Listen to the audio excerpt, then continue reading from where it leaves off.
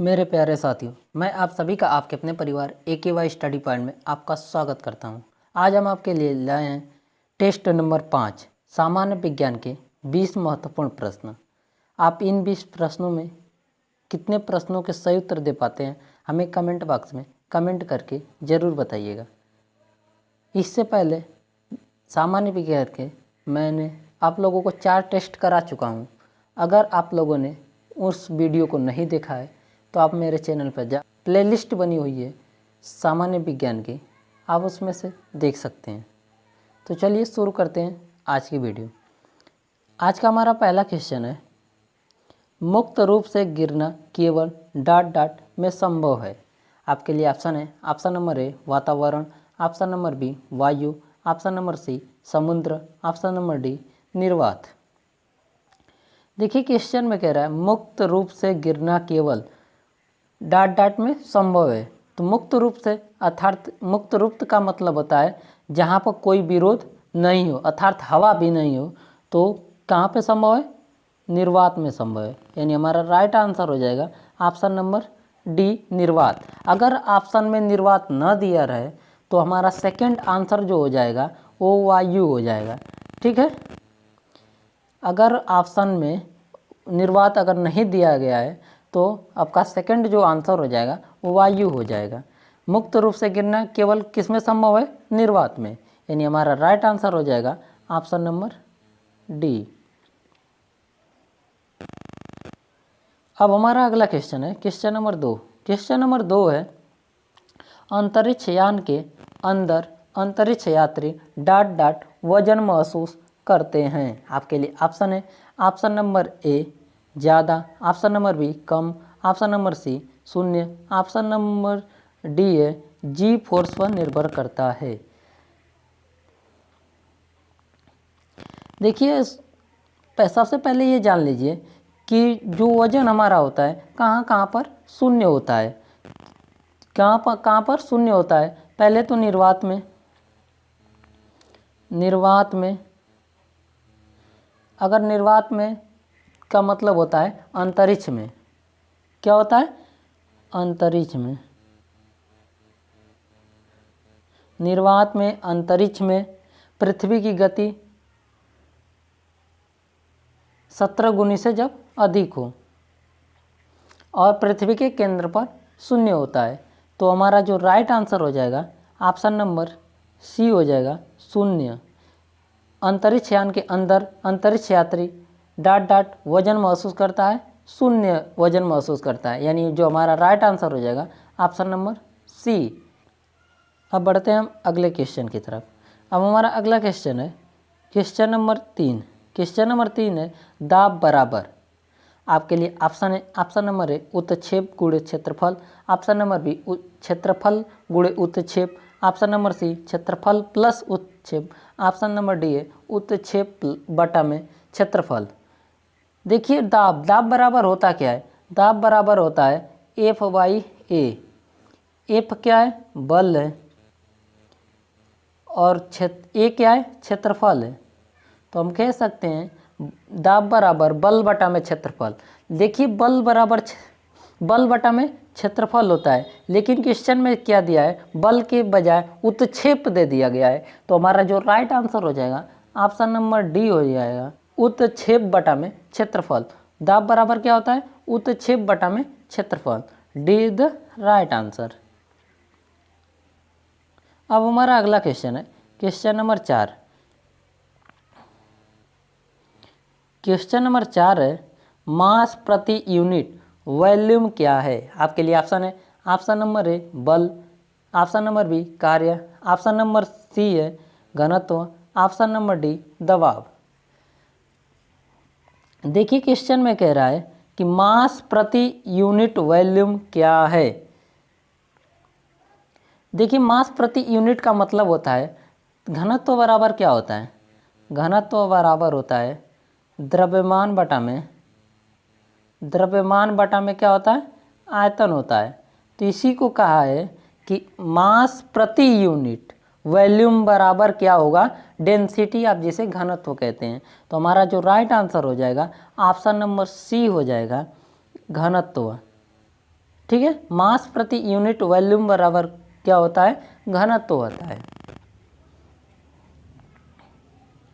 अब देखिए question number हमारा 5 कह रहा है यदि वायु में जलवाष्प की मात्रा अधिक है तो वाष्पीकरण की दर क्या होगी।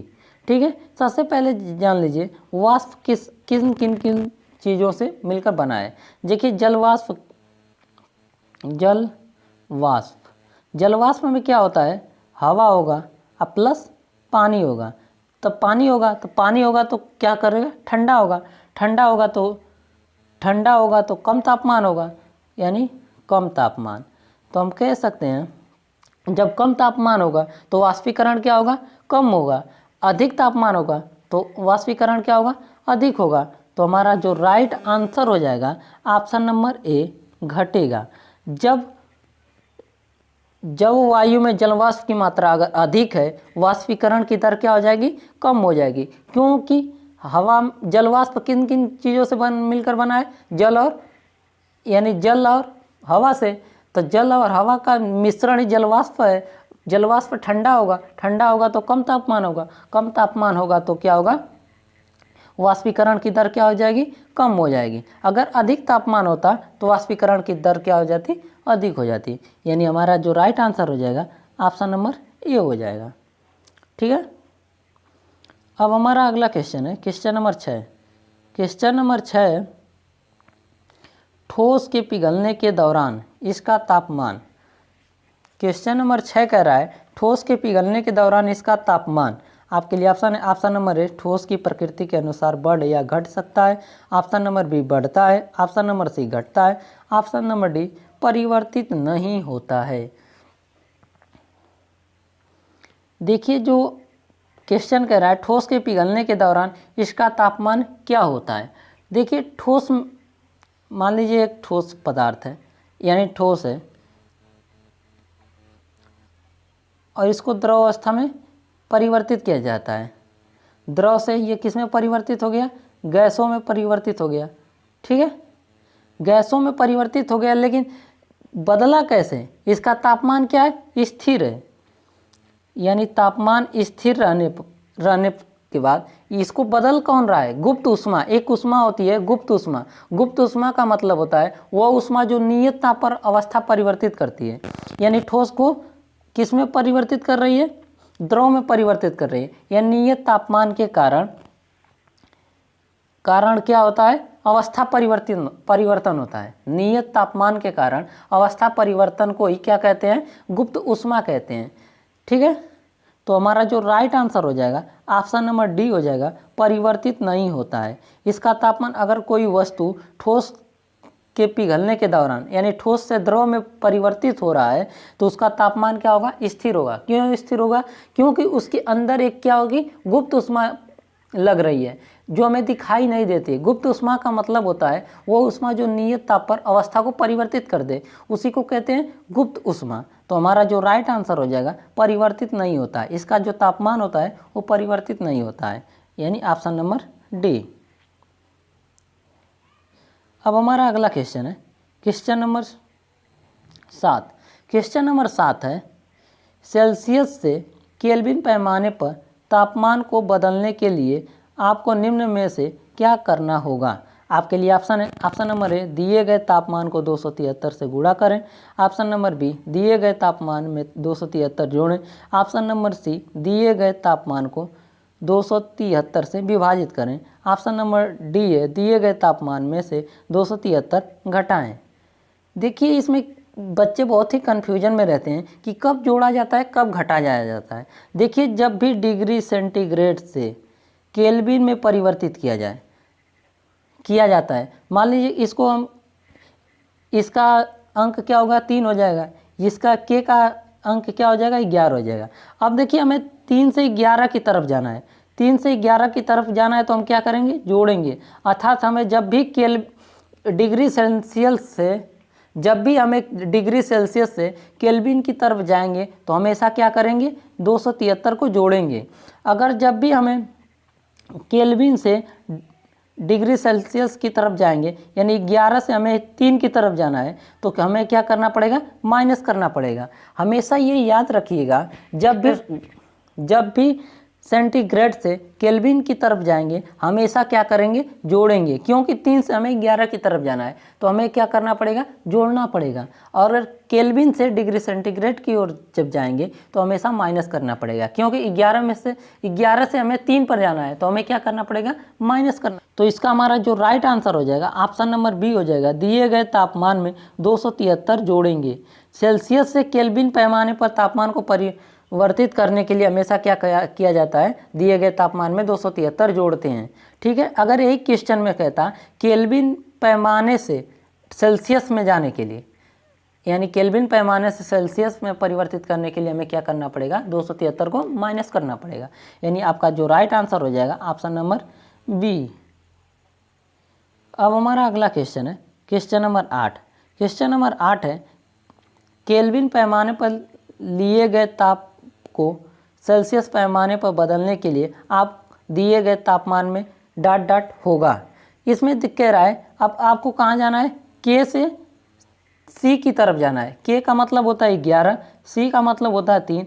अब हमें 11 से 3 की तरफ जाना है, 11 से 3 की तरफ जाना है, इसका मतलब हमें क्या करना पड़ेगा, माइनस करना पड़ेगा। तो आपका जो राइट आंसर होगा 273 को क्या करना पड़ेगा, घटाना पड़ेगा। 273 को क्या करना पड़ेगा, हमें घटाना पड़ेगा, यानी आपका राइट आंसर हो जाएगा ऑप्शन नंबर ए। अब हमारा अगला क्वेश्चन है क्वेश्चन नंबर 9। क्वेश्चन नंबर 9 है, किसी विस्फोट के कारण समुद्र के तल पर बनने वाली लहरें डॉट डॉट होती हैं। आपके लिए ऑप्शन है, ऑप्शन नंबर ए अनुप्रस्थ, ऑप्शन नंबर बी अनुदैर्ध्य, ऑप्शन नंबर सी है अनुप्रस्थ और अनुदैर्ध्य दोनों, ऑप्शन नंबर डी है स्थिर। तो हमारा जो राइट आंसर हो जाएगा ऑप्शन नंबर बी हो जाएगा अनुदैर्ध्य। किसी विस्फोट के कारण समुद्र के तल पर बनने वाली जो लहरें होती हैं अनुदैर्ध्य होती हैं। अनुदैर्ध्य तरंगे कौन कौन सी होती हैं, ध्वनि होता है, स्प्रिंग होता है और विस्फोट। यही 3 तरंगे हैं जो अनुदैर्ध्य तरंगे कहलाती हैं। इन सभी को छोड़कर जितने भी तरंगे हैं सब क्या हैं, अनुप्रस्थ हैं। तो हमारा जो राइट आंसर हो जाएगा ऑप्शन नंबर बी। हमारा अगला क्वेश्चन है क्वेश्चन नंबर 10। क्वेश्चन नंबर 10 है, ध्वनि तरंगों की गति 700 मीटर प्रति सेकंड है। ध्वनि तरंग 7 किलोमीटर की यात्रा करने में कितना समय लेगी। देखिए हमें वेग दिया गया है, वेग कितना दिया गया है, 700 मीटर प्रति सेकंड, और जो दूरी दी गई है डिस्टेंस कितना दिया गया है, 7 किलोमीटर। 7 किलोमीटर को हम मीटर में बदल लेंगे तो कितना हो जाएगा, 7000 मीटर। अब हमसे पूछा है टाइम, टाइम बराबर हो जाएगा, टाइम बराबर होता है यानी दूरी बटा में चाल। तो हमारा दूरी कितना है, 7000 है, 7000 मीटर बटा में चाल कितना है, 700 मीटर प्रति सेकंड है। 7 दाम में 70, यानी हमारा टाइम जो हो गया 10 सेकंड। तो हमारा जो राइट आंसर हो जाएगा ऑप्शन नंबर ए 10 सेकंड। ठीक है, अब हमारा अगला क्वेश्चन है क्वेश्चन नंबर 11। क्वेश्चन नंबर 11 है, जब मेंडलीफ ने अपना काम शुरू किया था तब कितने तत्व अज्ञात थे। ठीक है, तो आइए हम इसे सॉल्व करते हैं। पहला ऑप्शन है आपके लिए option number A 65, option number B 64, option number C 66, option number D है जो 63 है। देखिए इसमें 4 वैज्ञानिकों का आपको नाम याद रखना है। एक डोबेनियर, डोबेनियर ने 1829 में अपना नियम दिया था। न्यूलैंड 1863 में अपना नाम यानी अपना नियम दिया था। न्यूलैंड, मेंडलीफ और मोजले। ठीक है, न्यूलैंड के समय तत्वों की संख्या कितनी थी, 56 थी। मेंडलीफ के समय तत्वों की संख्या कितनी थी, 63 थी। और मोजले के समय तत्वों की संख्या कितनी थी, 114 थी। तो हमसे क्वेश्चन में क्या पूछा है, जब मेंडलीफ ने अपना काम शुरू किया यानी मेंडलीफ के समय तत्वों की संख्या कितनी थी, 63 थी। तो हमारा जो राइट आंसर हो जाएगा ऑप्शन नंबर डी हो जाएगा 63, यानी मेंडलीफ ने जब अपना काम शुरू किया था उस समय तत्वों की संख्या कितनी थी? 63 थी। अगर आपसे पूछ दिया जाए कि न्यूजीलैंड के समय तत्वों की संख्या कितनी थी तो 56 थी। मोजले के समय तत्वों की संख्या कितनी थी? 114 थी। ठीक है, तो आपका जो राइट आंसर हो जाएगा ऑप्शन नंबर डी हो जाएगा। अब हमारा अगला क्वेश्चन है क्वेश्चन नंबर 12। क्वेश्चन नंबर 12 है, निम्नलिखित में से किसके द्वारा किया गया तत्वों का वर्गीकरण नए तत्वों की खोज के लिए प्रेरित करता है? कह रहा है क्वेश्चन में निम्नलिखित में से किसके द्वारा किया गया तत्वों का वर्गीकरण नए तत्वों की खोज के लिए प्रेरित करता है? आपके लिए ऑप्शन है, ऑप्शन नंबर है Newlands, option number B Moseley, option number C Mendeleev, option number D है डोबेराइनर। तो जो आपका इसका राइट आंसर हो जाएगा वो ऑप्शन नंबर सी हो जाएगा मेंडलीव। मेंडलीव के द्वारा किया गया तत्वों का वर्गीकरण नए तत्वों की खोज के लिए क्या करता है? प्रेरित करता है। तो आपका जो राइट आंसर हो जाएगा ऑप्शन नंबर सी हो जाएगा मेंडलीव। ठीक है, अब हमारा अगला क्वेश्चन है क्वेश्चन नंबर 13। क्वेश्चन नंबर 13 है, सोडियम से क्लोरीन की ओर जाने पर परमाणु आकार डॉट डॉट होता है। आपके लिए ऑप्शन है, ऑप्शन नंबर ए बढ़ता है, ऑप्शन नंबर बी घटता है, ऑप्शन नंबर सी है पहले बढ़ता है और फिर घटता है, ऑप्शन नंबर डी है समान रहता है। तो क्वेश्चन में कह रहा है सोडियम से क्लोरीन की तरफ जाने पर क्या होता है? परमाणु का आकार क्या होता है? ठीक है, तो सबसे पहले आप याद कर लीजिए, देखिए ये आवर्त है, आवर्त, ये वर्ग है। ठीक है,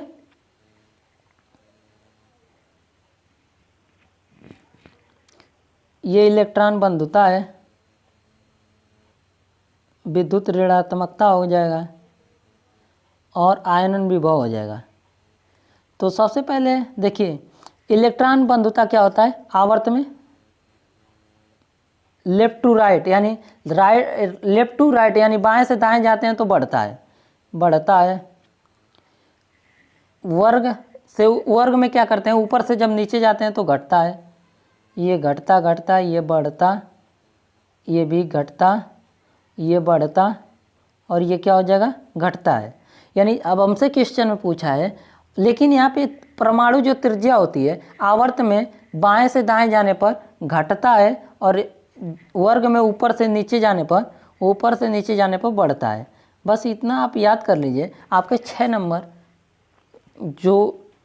नंबर होते हैं आपके पक्के हो जाएंगे। ठीक है, तो इसका जो हमारा राइट आंसर हो जाएगा, सोडियम से क्लोरीन की ओर जाने पर परमाणु का आकार क्या होता है? घटता है। परमाणु का आकार क्या होता है? घटता है। ठीक है, यानी हमारा जो राइट आंसर हो जाएगा ऑप्शन नंबर बी हो जाएगा, घटता है। अब हमारा अगला क्वेश्चन है क्वेश्चन नंबर 14। क्वेश्चन नंबर 14 क्या है? नाइट्रोजन का प्रयोग विद्युत बल्बों में किया जाता है क्योंकि? आपके लिए ऑप्शन नंबर है, यह हवा से हल्का होता है, ऑप्शन नंबर बी है यह बल्ब में रोशनी ज़्यादा उत्पन्न करता है, ऑप्शन नंबर सी दहन को समर्थन नहीं करता है, ऑप्शन नंबर डी यह विषाक्त नहीं होता है। तो इसका जो हमारा राइट आंसर हो जाएगा ऑप्शन नंबर सी हो जाएगा, दहन को सपोर्ट अर्थात समर्थन नहीं करता है। नाइट्रोजन का प्रयोग इसलिए करते हैं कि ये बल्ब को जलने में यानी दहन में क्या करता है? सपोर्ट नहीं करता है, यानी बल्ब को फ्यूज होने से यह क्या करता है? बचाता है। यानी इसका हमारा राइट आंसर हो जाएगा ऑप्शन नंबर सी। इसीलिए बल्बों में नाइट्रोजन गैस का प्रयोग किया जाता है। अब हमारा अगला क्वेश्चन है क्वेश्चन नंबर 15। क्वेश्चन नंबर 15 है, फास्फोरस की परमाणुकता क्या है? आपके लिए ऑप्शन है, ऑप्शन नंबर ए एकल परमाणुकता, ऑप्शन नंबर बी द्विपरमाणुकता, ऑप्शन नंबर सी चतुर्थ परमाणुकता, ऑप्शन नंबर डी है बहुपरमाणविक। तो हमारा जो इसका राइट आंसर हो जाएगा वो ऑप्शन नंबर सी हो जाएगा, चतुर्थ परमाणुकता। जो फास्फोरस की परमाणुकता होती है चतुर्थ होती है। देखिए फास्फोरस 2 प्रकार के होते हैं, एक रेड फास्फोरस होता है, रेड फास्फोरस जिसे P4 के से दर्शाया जाता है, और एक येलो फास्फोरस होता है, येलो फास्फोरस इसको हम P2 से दर्शाते हैं, लेकिन जो सबसे ज़्यादा पाया जाता है वो रेड फास्फोरस पाया जाता है। इसीलिए हम कह सकते हैं कि फास्फोरस हमेशा रेड यानी लाल फास्फोरस ज़्यादा हमेशा पाया जाता है। तो इसकी परमाणुकता जो है चतुर्थ परमाणुकता होती है। जो इसका जो हमारा राइट आंसर हो जाएगा वो ऑप्शन नंबर सी हो जाएगा, चतुर्थ परमाणुकता। ठीक है। अगर हम आपसे पूछें O2 में कितने परमाणु हैं, तो इसमें O2 में कितने परमाणु हैं? 2 हैं। अगर हम पूछते हैं O3 में कितने परमाणु हैं? 3 परमाणु हैं। यानी जो ये संख्या दर्शाता है वही परमाणुकता को दर्शाता है। यानी हमारा जो इस क्वेश्चन का राइट आंसर हो जाएगा वो ऑप्शन नंबर सी हो जाएगा, चतुर्थ परमाणु। ठीक है। अब हमारा अगला क्वेश्चन है क्वेश्चन नंबर 16। क्वेश्चन नंबर 16 है, निम्न में से कार्बन के किस अग्र रूप की संरचना भूगर्भीय ग्लोब के समान होती है? देखिए, भूगर्भ ग्लोब के समान यानी पृथ्वी जो हमारा भूगर्भ ग्लोब है उसके आकार में कार्बन का किस की संरचना कैसी होती है? तो आपके लिए जो ऑप्शन है, option number A carbon nano tube, option number B सीसा, ऑप्शन नंबर सी है फ्लोरीन, ऑप्शन नंबर डी है हीरा। जो कार्बन के किस अग्र रूप की संरचना भूगर्भीय ग्लोब के समान होती है, तो इसका जो हमारा राइट आंसर हो जाएगा ऑप्शन नंबर सी हो जाता है फ्लोरीन। फ्लोरीन कैसे, इसका आकार कैसा होता है? फुटबॉल की तरह होता है। यानी हम इसका जो आकार होता है फुटबॉल की तरह होता है। तो हम कह सकते हैं इस क्वेश्चन का राइट जो आंसर हो जाएगा वो option number C fluorine. Fluorine का जो संरचना होता है भूगर्भीय ग्लोब के समान होता है। अब हमारा अगला क्वेश्चन है क्वेश्चन नंबर 17। क्वेश्चन नंबर 17 है, सोडियम कार्बोनेट का सामान्य नाम क्या है? आपके लिए ऑप्शन है, ऑप्शन नंबर ए खाने का सोडा, ऑप्शन नंबर बी दामन सोडा, ऑप्शन नंबर सी है bleaching powder, option number D है साधारण नमक। जो सोडियम कार्बोनेट होता है, सोडियम कार्बोनेट को क्या कहते हैं? धोवन सोडा कहते हैं। तो हमारा जो राइट आंसर हो जाएगा ऑप्शन नंबर बी हो जाएगा धोवन सोडा। और जो सोडियम बाइकार्बोनेट होता है उसे खाने वाला सोडा कहते हैं।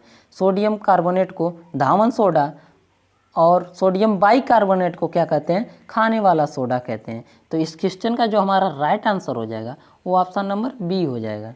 ठीक है। अब हमारा अगला क्वेश्चन है क्वेश्चन नंबर 18।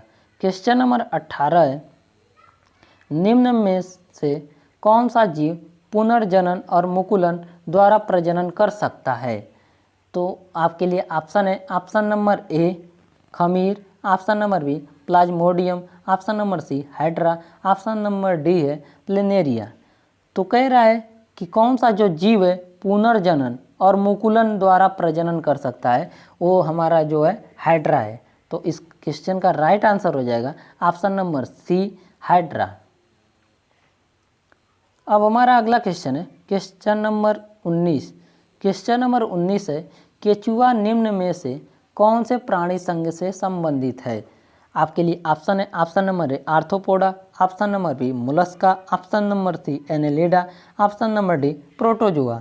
जो हमारा केचुआ है, केचुआ जो हमारा है वो एनेलिडा संघ से संबंधित है। केचुआ जो हमारा है किससे संबंधित है? एनेलिडा संघ से संबंधित है। देखिए, इससे कितने जो क्वेश्चन पूछे जाते हैं उन क्वेश्चनों को आप याद कर लीजिए। देखिए, आर्थ्रोपोडा से पूछेगा,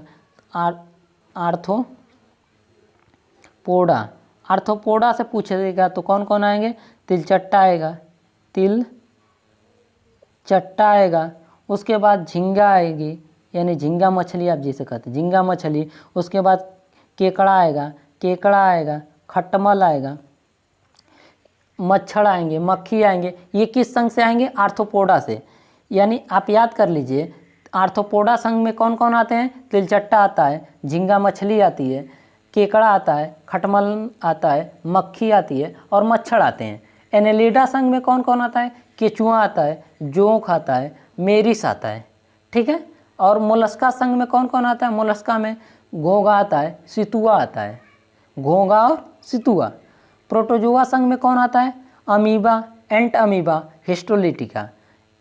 अमीबा, एंट अमीबा और कौन आता है? हिस्टोलिटिका प्रोटोजुआ संघ में आते हैं। तो हमसे क्वेश्चन में क्या पूछा था? केचुआ निम्न में से किस में से कौन से प्राणी संघ से संबंधित है? तो इस का जो राइट आंसर हो जाएगा वो ऑप्शन नंबर सी हो जाएगा, एनेलिडा संघ से। अब हमारा अगला क्वेश्चन है क्वेश्चन नंबर 20 और आज की वीडियो का अंतिम क्वेश्चन। क्वेश्चन नंबर 20 है, निम्न में से किस पशु में छोटी आंत सबसे छोटी होती है। देखिए छोटी आंत कह रहा है कि किस पशु में सबसे छोटी होती है। देखिए सबसे पहले आप याद कर लीजिए, जितने भी शाकाहारी लोग हैं यानी शाकाहारी लोग हैं उनमें छोटी आंत क्या होती है, बड़ी होती है। और जितने मांसाहारी हैं उसमें छोटी आंत क्या होती है, छोटी होती है।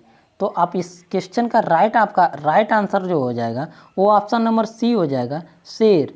शेर में क्या होता है, छोटी आंत छोटी होती है और जो शाकाहारी लोग होते हैं यानी शाकाहारियों में क्या होता है, छोटी आंत बड़ी होती है। यानी इस क्वेश्चन का राइट जो आंसर हो जाएगा वो ऑप्शन नंबर सी हो जाएगा।